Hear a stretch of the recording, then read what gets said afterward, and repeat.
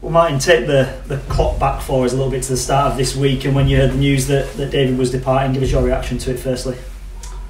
Disappointed initially. I spoke to David, who I knew was hurt from the manner in which the game was lost last weekend. I didn't see this coming, but I understood where he was coming from when he explained his decision, and came in Monday morning. He explained everything to the players, and he left with a heavy heart, and he goes with a lot of respect from everybody at the club. I think his decision to go has already been said and already been made. That it's testament to him as a man that he felt it was the right thing for the football club and not for himself, because I know he's a very proud man and he didn't want to leave his football club. So as I said, it's testament to himself that he made that decision for everybody else's benefit. I think it took most people by surprise. He's obviously been putting lots of things into place, hasn't he, including pictures here at the training ground, all that kind of stuff that we're here, been looking at every single little detail. No, he had. I think when he first came to the club, he made it clear that he prides himself on leaving a football club in a better condition than when he first arrived, and that's not just football matters that he meant everything surrounding football off the pitch, and he's certainly done that. There's certainly a better environment here that people come and work in, and he worked incredibly hard to make this club successful. So as I said, he goes with a lot of respect. How damaging was Saturday then, do you feel, for him? Did he just feel that was the time now, and he said in his statement, didn't he, that it's the right time to give someone else a chance, I suppose, to get a bit of a bump? Yeah, I think obviously, as I said, the manner in which the game was lost last weekend, when the opposition went down to 10 men, and we were unable to win the game of football having scored 2 goals. That was very disappointing for him, and he went home that night and he had to think about it, and obviously he's thought about it on the Sunday. I had an inkling on the Sunday that he was possibly thinking about the decision, and as I said, it was confirmed Monday morning, and it's one that he chose himself. So how have you ended up being sat in front of us then? How did that conversation happen? I spoke to, I had a call from Julian Rhodes, who explained the situation to me after I'd spoken to David. He asked if I would take it for now and see things over for now, and I said there's absolutely no way that I'm going to turn my back on any of the players or the football club. I've got a duty and an obligation here to give everything I possibly can to get us out of the position that we're in. I understand the severity of where we are. The players understand the severity of where we are, and I'll do everything within my power until someone else comes through the door to make sure we pick up as many points as we possibly can. Have there been some honest conversations this week about that, about where you are and where you find yourselves and why you find yourselves down there? Yeah, we had one on Monday after David had left. We had a chat with the players around lunchtime to explain exactly how the week would work. As I said, they fully understand the disappointment and the setbacks of the season and where this leaves the football club.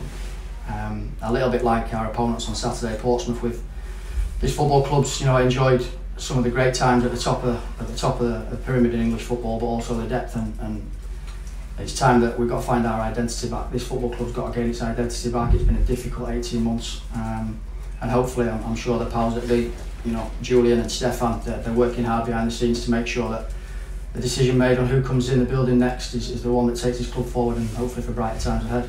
Why do you think it hasn't been working then? You've obviously been here under Michael Collins and then under David Hopkin as well, so why do you think it hasn't worked, no matter, I guess, who's been in charge?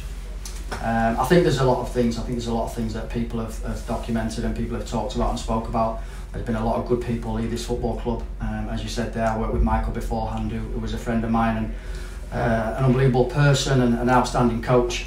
He was made to work in some circumstances that made it near on impossible for him to succeed, which I'll not go into, but things have happened over the last 18 months that's damaged this football club. Everyone's aware of that, and we've got to look forward now.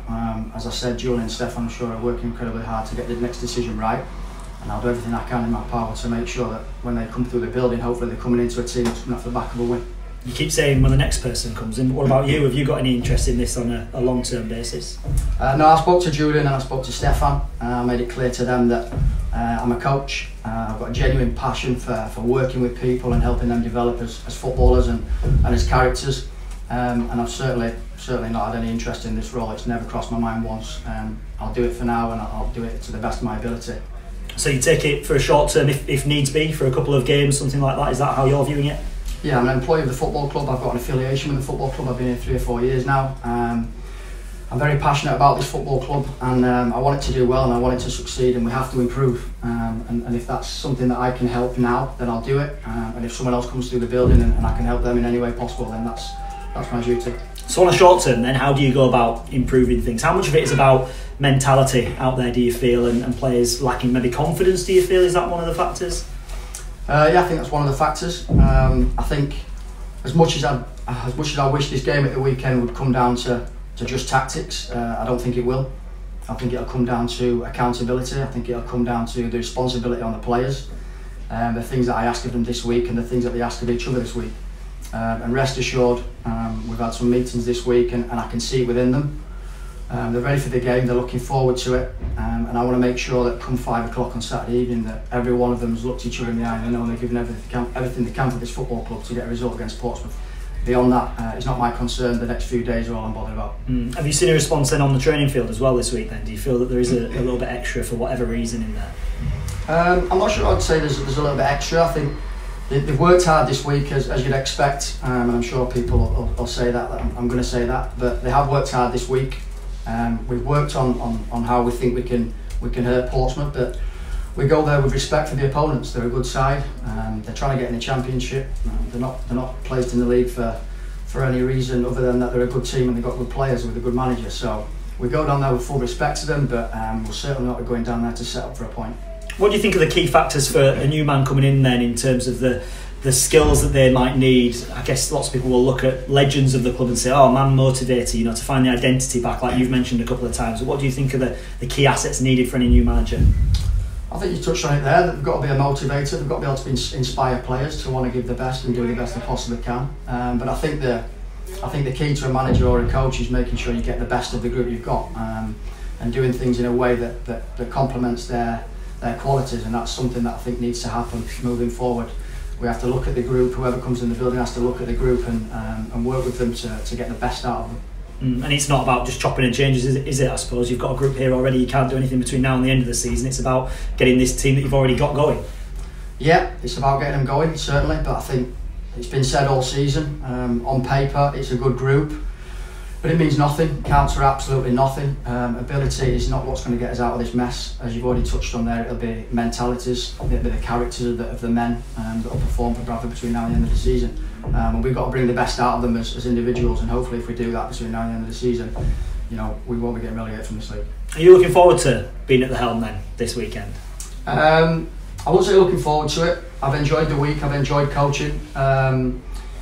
We go there with a confidence. I believe if you do everything in your preparations right, then you can relax on the match day. I feel that we've done that right this week. We've got tomorrow to just tidy over a couple of things before the weekend, but I think we'll cover everything that needs to be covered before the game, and then it's over to the players as it's been all season. We can do so much, but once they go over that white line on Saturday, it's over to them. And their understanding of that, they know that, and there's a responsibility on them this weekend that I'll put on them. And I'm confident that they will go and execute what we're trying to do. And Paul Caddis is going to have the armband, isn't he, between now and the end of the season? What's your thought process there? No, I think Paul's been one of the most consistent performers within the group since he joined the club. He's well respected by the players, he's well respected by the staff, and I just felt that Anthony O'Connor's played a hell of a lot of football this season. We've kept clean sheets at times, and he's been an integral part of that as Anthony. But there's been an inconsistency within the group, and we've also conceded, I think the top 5 in the bottom 5 in the league for goals conceded this season. So there's been an inconsistency there in terms of performance. Anthony's took a lot of that burden upon himself this season, and I just wanted to take that pressure off him. I wanted to give it to Paul, who I know can handle any of those expectations, having had the career that he's had. And he's trained very well this week. Anthony's trained very well this week. But as I said to Paul and as I said to Anthony, whoever's got the armband on, it's not that big a deal. I need 11 captains out there on Saturday. I don't need 1, I don't need 2, I need 11 out there that are going to take the game by the scruff of the neck and make sure we go there and we fight for our lives. And Anthony took it in the right way, did he? You got the response you wanted from him? Yeah, like a professional that he is. I spoke with him, he understood. We had 2 conversations around it, so he wanted to be clear on exactly why the decision was made. We drew a line under it, came in the following morning, and he trained exceptionally well. And what about Portsmouth as a team then, as the opponents for you this weekend? They're a side that were top of the table, they've fallen away, drawn a lot of games recently. What do you make to them? They're a good side. As I said, they're a good manager, a good club, they've got a great fan base, a good following. And we go down there sort of entering the lion's den and as underdogs, but we know their threats. They've got quality, they've got good wide players, and they've got height up front, they're strong. They're a direct team at times. They can play as well, but they can mix it up. So we're fully aware of the qualities. We go down there with a lot of respect for them. But as I said, we're going down there to win. Top man, thank you. You said you've been here a few seasons now, and something that City fans have certainly noticed is that over the last few years you've played very well against the top clubs like Portsmouth, and it's the lower clubs like Walsall where the problems have come. Do you think you can turn that around? What do I think I can turn it around and we can beat the lower clubs, you mean? Yeah. Well, luckily we're playing a lot of the higher clubs, so hopefully that'll stand us in good stead. But no, I think the players, it comes down to mentalities. You know, we can talk about tactics as much as we want, but as I said before, it's about character, and it's about accountability this week. And it doesn't matter who we're playing. You can't play the league table. I don't care whether they're third or whether they're just above us in the league or just below us. It's 11 against 11, as simple as that, and I want to win the game of football. And as we all say, there's massive following for Bradford City at every home game and away games. You must feel that responsibility to the fans as well. I do feel that responsibility to the fans. They've been put through the mill the last 18 months. They're still coming numbers. They're an honest group from what I've heard. When you're not doing well, they let you know. When you're doing well, they're the best that I've seen in the country, certainly in League One. So yes, we've got a duty to the fans, but I think the players it's a duty to themselves as well. These players now.